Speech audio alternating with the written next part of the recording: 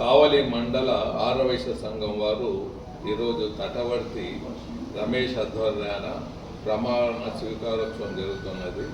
తటవర్తి రమేష్ గారు చాలా ఉన్నతమైన వ్యక్తి, సంఘ సేవకుడు, ఆర్యవైశ్యుల్లో వెనుకబడిన వాళ్ళకి ఎప్పుడూ సహాయ సహకారాలు అందిస్తున్న పెద్ద మనిషి.